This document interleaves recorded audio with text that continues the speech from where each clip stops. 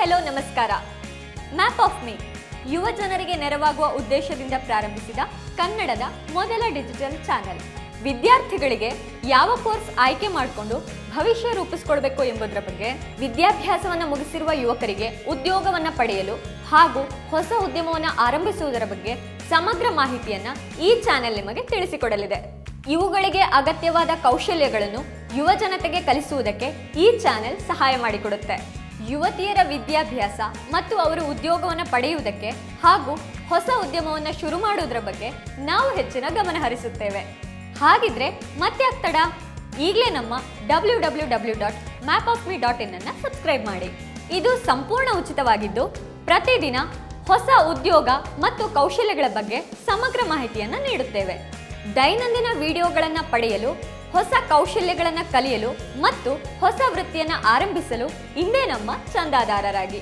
ಬರೀ ಅಷ್ಟೇ ಅಲ್ಲ, ಇಲ್ಲಿ ನಿಮ್ಮ ಪ್ರೊಫೈಲ್ ಅನ್ನು ಕ್ರಿಯೇಟ್ ಮಾಡಿದರೆ MOMನಲ್ಲಿ ನಾವು ನಿತ್ಯವೂ ಕೇಳುವ ಪ್ರಶ್ನೆಗಳಿಗೆ ನೀವು ಸರಿಯಾದ ಉತ್ತರವನ್ನು ಕೊಟ್ಟಲ್ಲಿ ಆಕರ್ಷಕ ಬಹುಮಾನಗಳನ್ನು ಗೆಲ್ಲುವ ಅವಕಾಶ ನಿಮ್ಮದಾಗತ್ತೆ. ಇದರ ಬಗ್ಗೆ ಹೆಚ್ಚಿನ ಮಾಹಿತಿಗಳು ನಿಮಗೆ ಸಿಗುತ್ತವೆ. ಅದಕ್ಕಾಗಿ ನೀವು ಮಾಡಬೇಕಾಗಿರೋದು ಇಷ್ಟೇ, ಕಡೆ ತನಕ ಈ ವಿಡಿಯೋವನ್ನು ತಪ್ಪದೆ ನೋಡಿ. ಮ್ಯಾಪ್ ಆಫ್ ಮೀಯ 28ನೇ ಖುಷಿಗೆ ನಿಮ್ಮನ್ನ ಬರ್ಮಾಡ್ಕೊಳ್ತಿದ್ದೀನಿ. ಜೊತೆಗೆ ನಮ್ಮ ಕೋ-ಹೋಸ್ಟ್ ಅವ್ರಿಗೂ ಕೂಡ ವೆಲ್ಕಮ್. ಥ್ಯಾಂಕ್ಸ್. ನೀವು ಯಾವತ್ತಾದ್ರೂ ಜಿಮ್ ಮಾಡಿ ದೇಹನ ಬೆಳೆಸೋ ಪ್ರಯತ್ನ ಮಾಡಿದ್ದೀರಾ? ಜಿಮ್ ಹೆಸರಲ್ಲಿ ಎಷ್ಟು ರೋಚಕತೆ ಇದೆಯಲ್ಲ, ಯಾರಿಗೆ ತಾನೇ ಹೋಗಬೇಕು ಅಂತ ಅನ್ಸಲ್ಲ ಹೇಳಿ ನೋಡೋಣ. ಯಾವಾಗ PU ಮುಗಿಸಿ ಬೆಂಗಳೂರಿನ ಬಸ್ ಹತ್ತದ್ನೋ ಆಗ್ಲಿಂದನೂ ಜಿಮ್ ನನ್ನ ಜೀವನದ ಒಂದು ಭಾಗ ಆಗ್ಬಿಟ್ಟಿದೆ. ಕಾಲೇಜ್ಗೆ ಆವಾಗ ಇವಾಗ ಬಂಕ್ ಹಾಕಿರ್ಬೋದು, ಏನೋ ಒಂದು ನೆಪ ಇಟ್ಕೊಂಡು ಕೆಲಸಕ್ಕೂ ಹೋಗದೇ ಇರ್ಬೋದು, ಆದರೆ ಜಿಮ್ ಮಾತ್ರ ಯಾವತ್ತೂ ತಪ್ಪಿಸಿಲ್ಲ. ನಾನು ನೋಡಿದ್ರೆ ಗೊತ್ತಾಗಲ್ವಾ ಜಿಮ್ ಬಾಡಿ ಅಂತ. ಜಿಮ್ಗೆ ಹೋಗದೆ ಇದ್ರೆ ಇವೆಲ್ಲ ಮೇಂಟೈನ್ ಮಾಡೋಕ್ಕಾಗ್ತಿತ್ತಾ? ಓ, ನೀವು ಬಿಡಿ, ಸೂಪರ್. ಜಿಮ್ ಬಗ್ಗೆ ಏನಾದರೂ ಡೀಟೇಲ್ಸ್ ಬೇಕಿದ್ರೆ ನಿಮ್ಮನ್ನೇ ಕೇಳಬಹುದು. ಪರವಾಗಿಲ್ಲ, ಕೇಳಿ, ಅದಕ್ಕೇನಂತೆ. ಹೌದೌದು, ನಿಮ್ಗೆ ತಿಳಿದಿರೋ ವಿಷಯವನ್ನ ಹಂಚಿಕೊಳ್ಳೋದ್ರಲ್ಲಿ ನೀವು ತುಂಬಾನೇ ಉದಾರಿ. ನಾನು ಯಾವತ್ತಾದ್ರೂ ಏನೇ ಕೇಳಿದ್ರು ಒಂದಿನನೂ ನಿಮ್ಮ ಬಾಯಿಂದ ಇಲ್ಲ ಅನ್ನೋ ಉತ್ತರನೇ ಬಂದಿಲ್ಲ.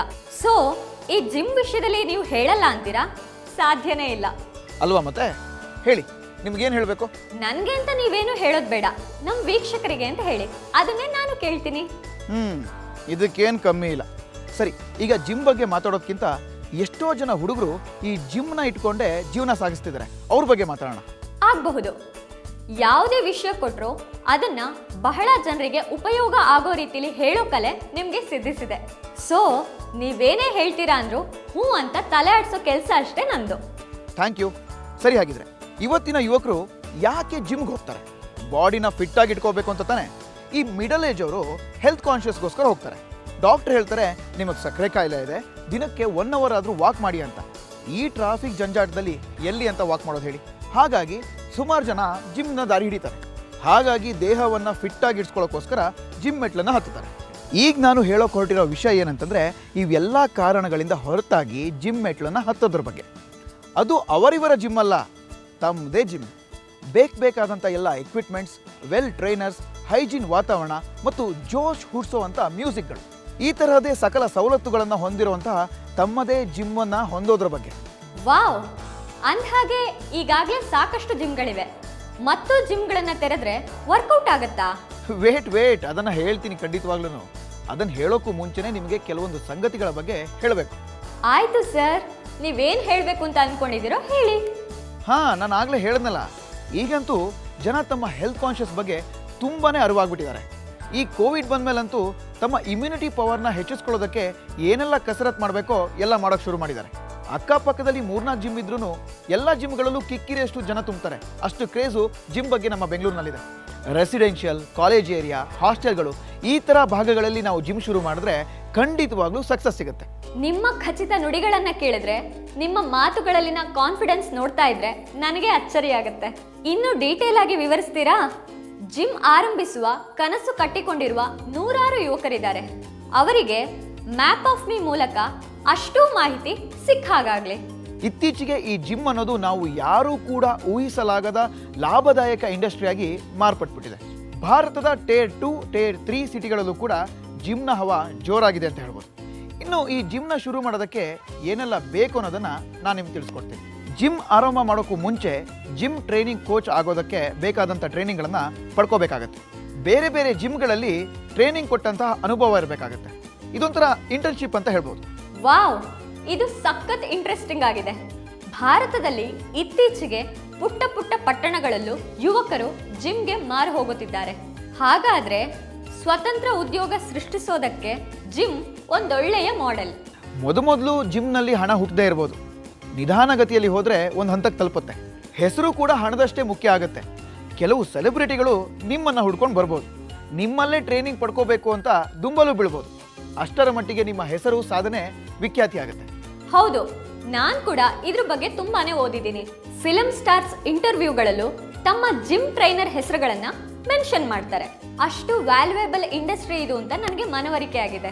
ಮಾಡರ್ನ್ ಎಕ್ಸಸೈಸ್ ಜೊತೆಗೆ ಯೋಗ ಮುಂತಾದ ಸಾಂಪ್ರದಾಯಿಕ ಪದ್ಧತಿಗಳ ವ್ಯಾಯಾಮಗಳನ್ನ ಸೇರಿಸಿಕೊಂಡು ಎಷ್ಟೋ ಜಿಮ್ಗಳು ತಮ್ಮ ಬ್ರ್ಯಾಂಡ್ಗಳನ್ನ ಎಸ್ಟಾಬ್ಲಿಷ್ ಮಾಡ್ಕೊಳ್ತಿದ್ದಾರೆ. ಇದ್ರ ಬಗ್ಗೆ ತುಂಬಾನೇ ರಿಸರ್ಚ್ ಮಾಡಿದೀರಾ ಅಂತ ಗೊತ್ತಾಗ್ತಿದೆ. ಇದ್ರ ಬಗ್ಗೆ ನಮ್ಮ ವೀಕ್ಷಕರಿಗೆ ಯಾವ್ಯಾವ ಕೆಲಸ ಇರುತ್ತೆ, ಹಾಗೆ ಏನೆಲ್ಲ ವಿವರಣೆ ಕೊಡ್ಬೋದು ಅಂತ ನಾನಿಲ್ಲಿ ಹೇಳ್ತೀನಿ. ಮುಖ್ಯವಾಗಿ ವೈಯಕ್ತಿಕ ಟ್ರೈನರ್ ಆಗಿ ಬೆಳೆಯೋದಕ್ಕೆ ಇಲ್ಲಿ ಹೆಚ್ಚಿನ ಅವಕಾಶ ಇದೆ. ಜಿಮ್ನ ಮೆಂಬರ್ಶಿಪ್ ಪಡೆದು ಬರುವ ಗ್ರಾಹಕರಿಗೆ ಅವರ ದೇಹದ ಪ್ರಕೃತಿಗೆ ಅನುಗುಣವಾಗಿ ಕಸ್ಟಮೈಸ್ ಟ್ರೈನಿಂಗ್ಗಳನ್ನು ಇಲ್ಲಿ ನೀಡಬಹುದು. ಇತ್ತೀಚಿನ ದಿನಗಳಲ್ಲಿ ಅದು ಟ್ರೆಂಡ್ ಆಗಿ ಬದಲಾಗಿರೋದ್ರಿಂದ ಅಲ್ಲಿ ಹೆಚ್ಚಿನ ಅವಕಾಶ ಇದೆ ಅಂತ ಹೇಳ್ಬೋದು. ಇನ್ನೊಂದು ಗ್ರೂಪ್ ಟ್ರೈನರ್.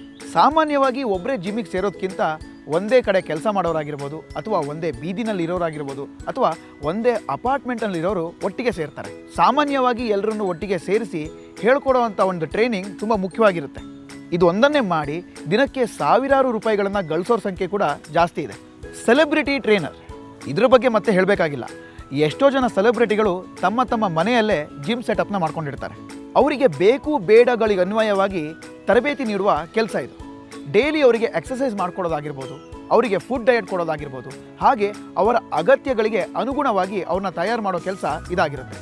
ನೀವು ಬರೀ ಯೋಗ ತರಬೇತಿದಾರರ, ಬರೇ ಬೆಂಗಳೂರು, ನಿಮ್ಮೂರು, ನಮ್ಮೂರು ಅಷ್ಟೇ ಅಲ್ಲ, ದೇಶ ವಿದೇಶಗಳಲ್ಲೂ ಕೂಡ ಇದಕ್ಕೆ ಅವಕಾಶ ಇದೆ. ಎಷ್ಟೋ ಜನ ವಿದೇಶಿಯರಿಗೆ ಯೋಗವನ್ನು ಹೇಳಿಕೊಟ್ಟು ತಮ್ಮ ಜೀವನವನ್ನು ರೂಪಿಸಿಕೊಂಡಿರುವಂಥ ಉದಾಹರಣೆ ತುಂಬನೇ ಇದೆ. ಒಂದಿಷ್ಟು ಜನ ಯೋಗ ಹೇಳ್ಕೊಡೋದಕ್ಕೆ ವಿದೇಶಕ್ಕೆ ಹೋಗಿದ್ರೆ, ಇನ್ನೊಂದಿಷ್ಟು ಜನ ಆನ್ಲೈನಲ್ಲಿ ಯೋಗ ಹೇಳ್ಕೊಡ್ತಾರೆ. ಒಂದು ಕಡೆ ಇದು ಯೋಗದ ಪ್ರಸಾರವಾದರೆ, ಇನ್ನೊಂದು ಕಡೆಯಿಂದ ಆದಾಯದ ಮೂಲವಾಗಿ ಜೀವನ ನಿರ್ವಹಣೆಗೆ ಒಂದು ದಾರಿಯಾಗಿದೆ. ವಾ, ಈ ವೃತ್ತಿಗೆ ಎಷ್ಟೆಲ್ಲ ಗೌರವಗಳಿವೆ, ಎಷ್ಟೆಲ್ಲ ಅವಕಾಶಗಳಿವೆ, ನೆನೆಸ್ಕೊಂಡ್ರೆ ಖುಷಿ ಆಗತ್ತೆ. ಹಾಗಾದ್ರೆ ಇವನ್ನೆಲ್ಲ ಸಾಧಿಸೋಕೆ ಒಂದಷ್ಟು ಕೌಶಲಗಳಂತೂ ಬೇಕೇ ಬೇಕು. ಅತ್ಯುತ್ತಮ ಸಂವಹನ ಮಾಡುವ ಕಲೆ ನಿಮಗೆ ಗೊತ್ತಿದ್ರೆ ನೀವು ಮುಗಿಲೆತ್ತರಕ್ಕೆ ತಲುಪಬಹುದು. ಆಕಾಶವೇ ನಿಮಗೆ ಗೋಡೆ, ಬೇರೇನೂ ಇಲ್ಲ. ಎಲ್ಲ ಬಗೆಯ ನವೋದ್ಯಮಕ್ಕೆ ಸಂವಹನ ಕೌಶಲ ತುಂಬಾನೇ ಅಗತ್ಯ. ಅದಿಲ್ವಾದ್ರೆ ಎಷ್ಟು ವೃತ್ತಿಪರತೆ ಇದ್ರೂ ಸಕ್ಸಸ್ ಆಗೋದಕ್ಕೆ ಸಾಧ್ಯ ಆಗೋದಿಲ್ಲ. ಸಂವಹನ ಕೌಶಲ ಅದ್ಭುತವಾಗಿದ್ದಷ್ಟು ಒಳ್ಳೆಯದು. ನಿಮ್ಮ ಮಾತುಗಳು ಗ್ರಾಹಕರಿಗೆ ಪ್ರಭಾವಶಾಲಿಯಾಗಿ ತಾಕಬೇಕು, ಆಗ ಸಕ್ಸಸ್ಸು ನಿಮ್ಮದೇ. ಇಷ್ಟೆಲ್ಲ ಅವಕಾಶಗಳಿವೆ ಅಂತ ಸುಮ್ಮನೆ ಜಿಮ್ ಶುರು ಮಾಡೋದಲ್ಲ. ಜಿಮ್ ಟ್ರೈನರ್ ಆಗೋದಕ್ಕಂತಾನೆ ಸಾಕಷ್ಟು ಕೋರ್ಸ್ಗಳಿವೆ. ವೃತ್ತಿಪರತೆ ಸಾಧಿಸದೆ ಟ್ರೈನ್ ಮಾಡೋದಕ್ಕೆ ಹೋಗಬಾರ್ದು. ಯಾವುದಾದರೂ ಪರಿಣಿತ ಟ್ರೈನರ್ ಹತ್ರ ಅನುಭವ ಪಡ್ಕೋಬೇಕು. ಬೆಂಗಳೂರು, ಮುಂಬೈ, ದೆಹಲಿಯಂತಹ ನಗರಗಳಲ್ಲಿ ಜಿಮ್ ಟ್ರೈನಿಂಗ್ ಕೊಡುವ ಸಾಕಷ್ಟು ಕೋರ್ಸ್ಗಳಿವೆ. ಅಂತಹ ಕೋರ್ಸುಗಳ ಮೂಲಕ ತರಬೇತಿ ಪಡೆದು ಸರ್ಟಿಫೈಡ್ ಟ್ರೈನರ್ ಆಗಬೇಕು. ಅವಾಗಲೇ ನಮಗೊಂದು ವ್ಯಾಲ್ಯೂ ಬರೋದು, ಜನನು ನಮ್ಮ ಹತ್ರ ಬರೋದು. ಯಾವುದ್ರಲ್ಲೇ ಆದ್ರೂ ವೃತ್ತಿಪರತೆ ತುಂಬಾನೇ ಮುಖ್ಯ. ಅಕಾಡೆಮಿಕ್ ಮಾನ್ಯತೆಯ ಜೊತೆ ನಾನ್ ಅಕಾಡೆಮಿಕ್ ಕೌಶಲ ಕೂಡ ಅಷ್ಟೇ ಮುಖ್ಯ. ಇವೆಲ್ಲದರ ನಡುವಿನ ಜುಗಲ್ಬಂದಿಯಿಂದ ಒಂದು ಪವಾಡನೆ ಸೃಷ್ಟಿಯಾಗುತ್ತೆ. ವಾಹ್, ಎಂಥ ಮಾತು ಹೇಳಿದ್ರಿ ನೀವು. ಕಲಿಕೆ, ಕೌಶಲ್ಯ ಮತ್ತು ಅನುಭವಗಳ ಸಮ್ಮಿಲನವೇ ಅತ್ಯುತ್ತಮ ವೃತ್ತಿ ಜೀವನದ ಲಕ್ಷಣ. ಇದನ್ನ ಎಲ್ಲರೂ ರೂಢಿಸ್ಕೊಳ್ಬೇಕು. ಇತ್ತೀಚೆಗೆ ಯುವ ಜನರಂತೂ ಫಿಟ್ ಆಗಿ ಕಾಣೋದಕ್ಕೆ ವಿವಿಧ ಮಾರ್ಗಗಳನ್ನು ಅನುಸರಿಸ್ತಾ ಇದ್ದಾರೆ. ಬರೇ ಸಿನಿಮಾ ಮಂದಿ ಮಾತ್ರ ಅಲ್ಲ, ಸಾಮಾನ್ಯ ಜನರು ಕೂಡ ಫಿಟ್ನೆಸ್ಗೆ ಫಿದಾ ಆಗಿದ್ದಾರೆ. ಫಿಟ್ನೆಸ್ ಅನ್ನೋದು ಸೌಂದರ್ಯಕ್ಕೆ ಕಳಶ ಇಟ್ಟ ಹಾಗೆ. ಒಳ್ಳೆ ಮಾತುಗಾರ ಅಥವಾ ಭಾಷಣಗಾರ ಫಿಟ್ ಆಗಿದ್ರೆ ಜನಕ್ಕೆ ಬೇಗ ಇಷ್ಟ ಆಗ್ತಾರೆ. ವೇದಿಕೆ ಅಥವಾ ಸ್ಕ್ರೀನ್ ಪ್ರೆಸೆಂಟ್ ಚೆನ್ನಾಗಿರಬೇಕು ಅಂದರೆ ಫಿಟ್ ಆ್ಯಂಡ್ ಫೈನ್ ಆಗಿರಬೇಕು. ಜನಕ್ಕೆ ಬೊಜ್ಜು ಮೈ ಅಥವಾ ಸ್ಥೂಲಕಾಯದವ್ರಿಗಿಂತ ಫಿಟ್ ಆ್ಯಂಡ್ ಸ್ಮಾರ್ಟ್ ಆಗಿರೋರು ಕಂಡ್ರೆ ಬೇಗ ಇಷ್ಟ ಆಗ್ತಾರೆ. ಅದಕ್ಕಾಗಿಯೇ ನಮ್ಮ ಯುವ ಜನತೆ ಫಿಟ್ನೆಸ್ಗೆ ಅಷ್ಟೊಂದು ಪ್ರಾಮುಖ್ಯತೆ ಕೊಡೋದು. ಮೊದಲೆಲ್ಲ ಬಾಲಿವುಡ್ ನಟರ ಫಿಟ್ನೆಸ್ ಮಂತ್ರ ಅಂತ ಪೇಪರಲ್ಲಿ ಬರ್ತಿತ್ತು. ಆದರೆ ಇವಾಗ ಅದು ವಿಶೇಷನೇ ಅಲ್ಲ. ಯಾಕೆ ಅಂದರೆ ಜನಸಾಮಾನ್ಯರು ಕೂಡ ಇವಾಗ ಜಿಮ್ಗೆ ಹೋಗ್ತಾರೆ, ಜಾಗಿಂಗ್ ಮಾಡ್ತಾರೆ, ಯೋಗ ಪ್ರಾಣಾಯಾಮ ಕೂಡ ಅನುಸರಿಸ್ತಾರೆ. ಯಾಕೆ ಸೆಲೆಬ್ರಿಟಿಗಳು ಮಾತ್ರ ಜಿಮ್ಗೆ ಹೋಗಬೇಕು ಅಂತ ಇಲ್ಲ ತಾನೆ? ಜನಸಾಮಾನ್ಯರ ಜೊತೆ ಜಿಮ್ ಇಂಡಸ್ಟ್ರಿ ಕನೆಕ್ಟ್ ಆಗಿರೋದ್ರಿಂದನೇ ಇಷ್ಟೊಂದು ಬೆಳೆದಿದೆ, ಇಷ್ಟು ಬೆಳೀತಾ ಇದೆ. ಮ್ಯಾಪ್ ಆಫ್ ಮಿಯ ಹೊಸ ಜೀವನಕ್ಕೆ 26 ಸವಾಲುಗಳಲ್ಲಿ ಫಿಟ್ನೆಸ್ಗೆ ತುಂಬ ಪ್ರಾಮುಖ್ಯತೆ ಇದೆ. ದೇಹ ಸರಿಯಾಗಿ ಕೆಲಸ ಮಾಡಲಿಲ್ಲ ಅಂತಂದರೆ ಯಶಸ್ಸು ಹೇಗೆ ಸಿಗುತ್ತೆ? ಸೈಕ್ಲಿಂಗ್, ಜಿಮ್, ಪ್ರಾಣಾಯಾಮ ದೈಹಿಕವಾಗಿ ಮತ್ತು ಮಾನಸಿಕವಾಗಿ ನಮಗೆ ನೆಮ್ಮದಿ ನೀಡುತ್ತೆ. ಇವೆಲ್ಲವೂ ನಮಗೆ ಹಗುರವಾಗಿಸ್ತವೆ, ಇನ್ನಷ್ಟು ಕ್ರಿಯಾಶೀಲವಾಗಿಸ್ತವೆ. ಅದೇ ಕಾರಣಕ್ಕೆ ಯುವ ಜನರು ಫಿಟ್ನೆಸ್ಗೆ ಬಹಳ ಮಹತ್ವ ಕೊಡೋದಕ್ಕೆ ಶುರು ಮಾಡಿರೋದು. ವೃತ್ತಿಯಲ್ಲಿ ಪರಿಪೂರ್ಣತೆ ಕಾಣೋದಕ್ಕೆ ಇವೆಲ್ಲ ಸಹಾಯ ಮಾಡುತ್ತೆ. ಜೊತೆಗೆ ವೈಯಕ್ತಿಕ ಬೆಳವಣಿಗೆಗೂ ಇದು ಕಾರಣವಾಗುತ್ತೆ. ಹಲವು ಯುವಕರು ಜಿಮ್ ಇಂಡಸ್ಟ್ರಿಲಿ ಬೆಳೆದಿದ್ದಾರೆ. ಅವರು ಭವಿಷ್ಯದಲ್ಲಿ ಜಿಮ್ ಮಾಡೋ ಆಸೆ ಇರೋರಿಗೆ ಮಾದರಿ ಆಗ್ಬೋದು. ಇದೊಂದು ಅಗಾಧ ಕ್ಷೇತ್ರ ಆಗಿರೋದ್ರಿಂದ ಅವಕಾಶ ತುಂಬಾನೇ ಇದೆ. ಈ ಕ್ಷೇತ್ರದಲ್ಲಿ ಯಶಸ್ಸನ್ನ ಸಾಧಿಸಿರೋರ ಬಗ್ಗೆ ನಾವು ಈಗ ಮಾತಾಡೋಣ. ಖಂಡಿತ. ಅದರಲ್ಲೂ ಹುಡುಗಿಯರಿಗಂತೂ ಈ ಕ್ಷೇತ್ರದಲ್ಲಿ ಒಳ್ಳೆ ಭವಿಷ್ಯ ಇದೆ ಅನ್ನೋದನ್ನ ನಾನು ಕೇಳಿದ್ದೀನಿ. ಜಿಮ್ ಕೋಚಿಂಗ್ ನಲ್ಲಿ ಯಶಸ್ಸು ಕಂಡ ಹುಡುಗಿಯರ ಬಗ್ಗೆ ಹೇಳಿ. ವೈಷ್ಣವಿ ಹೆಸರನ್ನ ನೀವು ಕೇಳಿರ್ಬೋದು. ಮಂಗಳೂರಿನ ವೈಷ್ಣವಿ ಅವರ ಪರಿಚಯನ ನಾವು ಮಾಡ್ಕೊಳ್ಳೋಣ. ಬನ್ನಿ ಅವ್ರ ಮಾತಲ್ಲೇ ಕೇಳೋಣ ಅವ್ರ ಯಶೋಗಾಥೆನ. ಹಾಯ್, ನನ್ನ ಹೆಸರು ವೈಷ್ಣವಿ. ನಾನು ಮಂಗಳೂರಿನಿಂದ. ಫಿಟ್ನೆಸ್ ಟ್ರೈನಿಂಗ್ ಅಂತ ನಾನು ಜಿಮ್ ಹೋಗ್ತಾ ಇದ್ದೆ. ಅಲ್ಲಿ ತುಂಬ ಜನ ವೆಯ್ಟ್ ಲಿಫ್ಟರ್ಸನ್ನು ನೋಡ್ತಾ ಇದ್ದೆ. ಅವರ ನೋಡುವಾಗ ನನಗೂ ಇದನ್ನು ಮಾಡ್ಬೋದು ಅಂತ ಅನಿಸ್ತಿತ್ತು. ಸೊ ನಾನು ವೆಯ್ಟ್ ಲಿಫ್ಟಿಂಗ್ ಸೇರಿದೆ.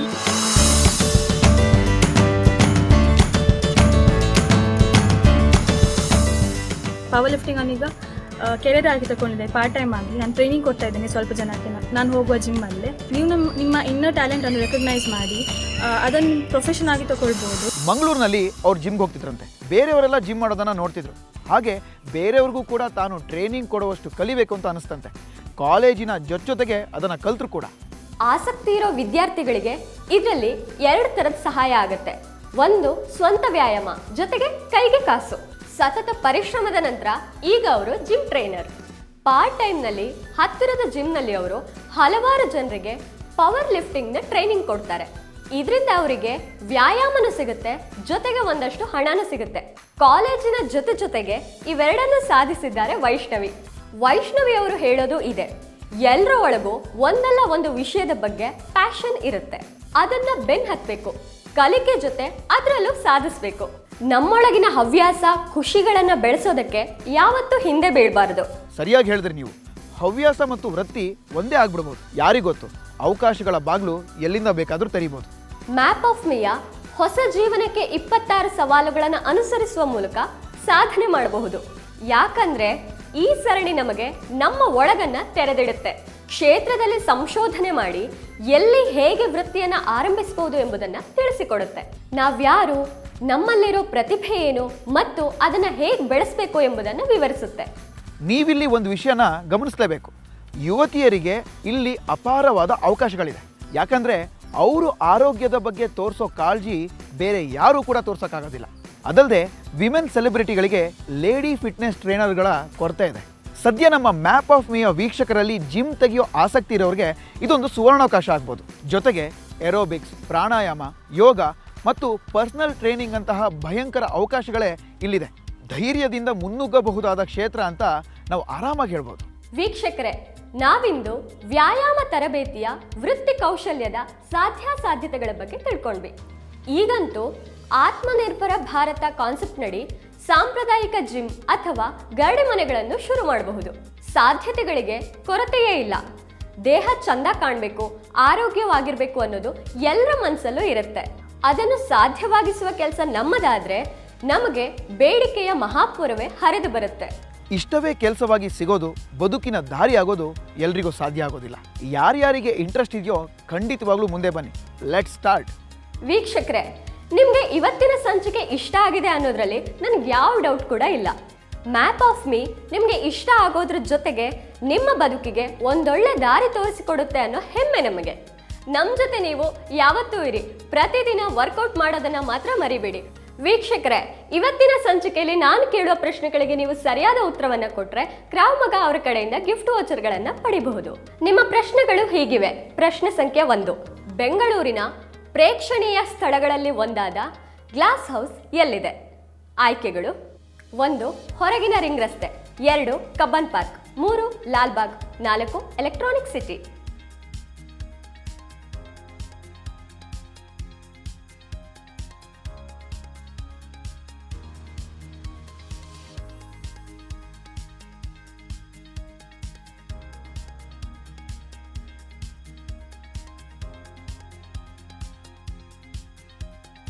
ಪ್ರಶ್ನೆ ಸಂಖ್ಯೆ 2. ಬೆಂಗಳೂರು ಸಮುದ್ರ ಮಟ್ಟಕ್ಕಿಂತ 900 ಮೀಟರ್ ಎತ್ತರದಲ್ಲಿದೆ. ಆಯ್ಕೆ 1 ನಿಜ, ಆಯ್ಕೆ 2 ತಪ್ಪು.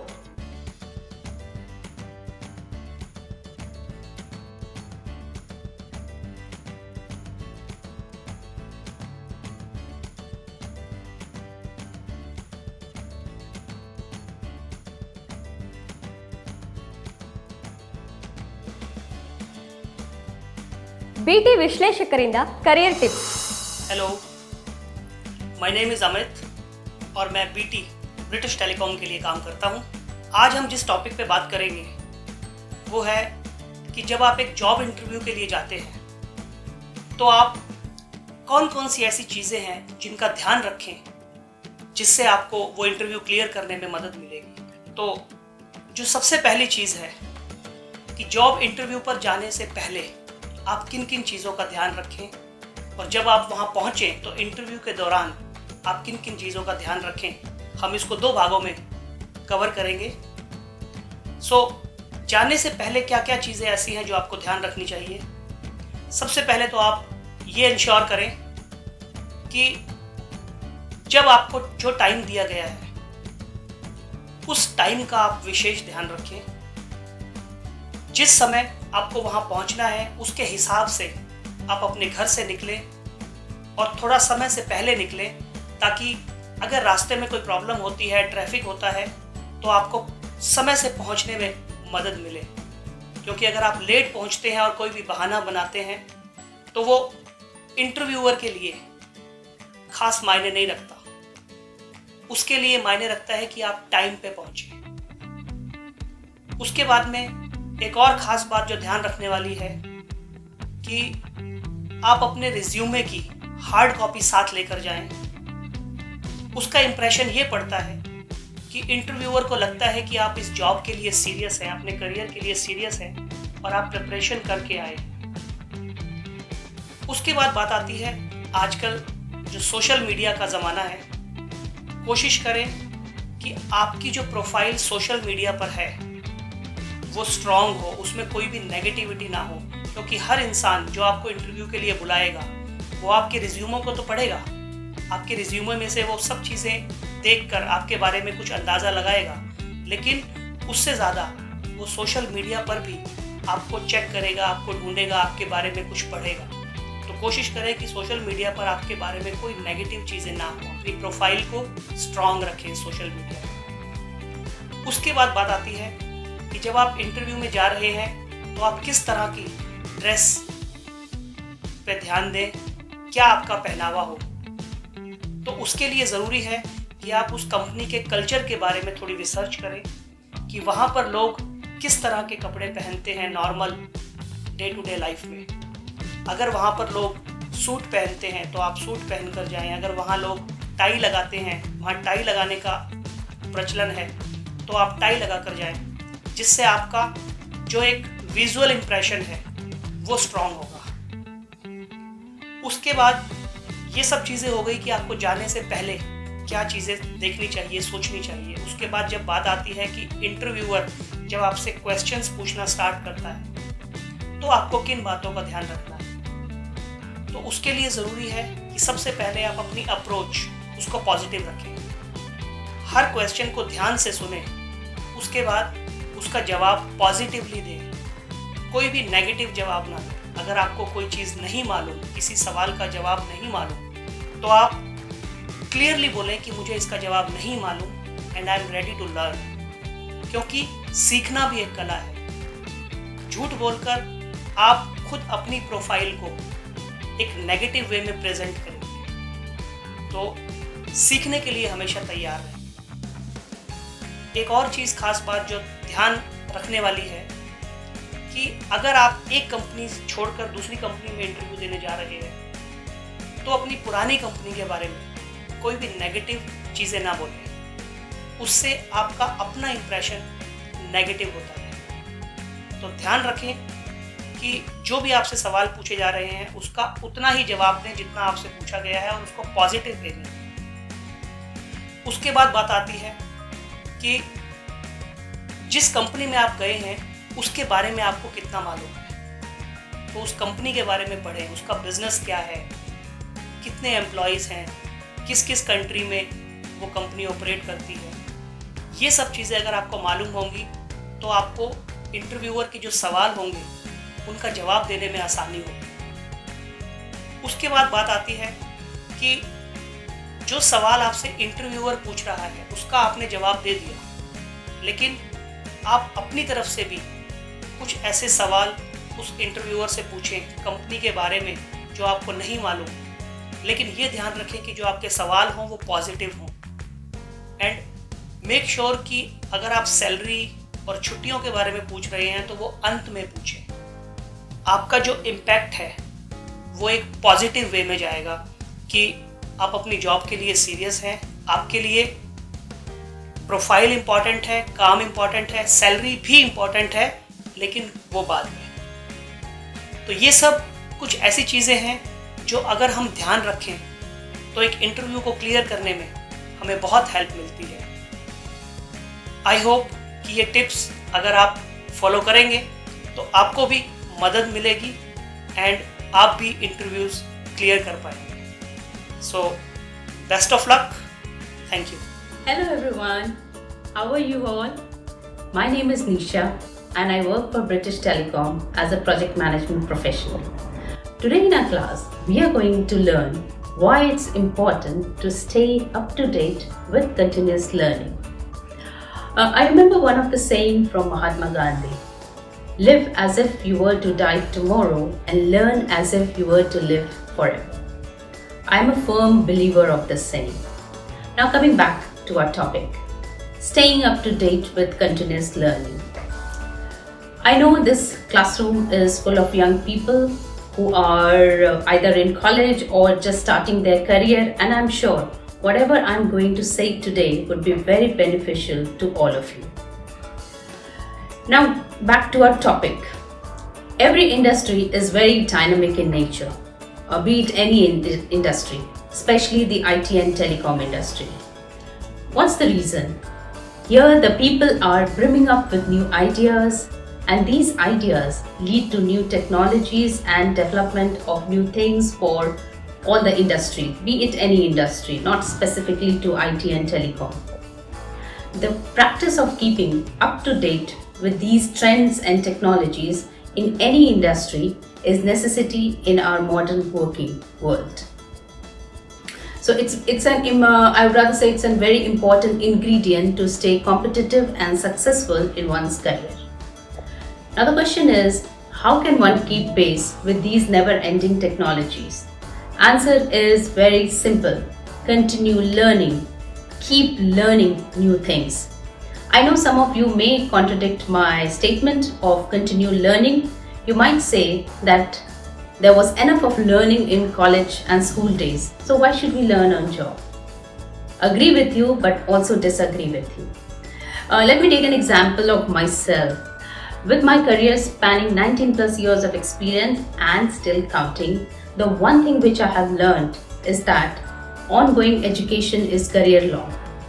The moment you think that you know it all, that should be your signal that you should start learning something new.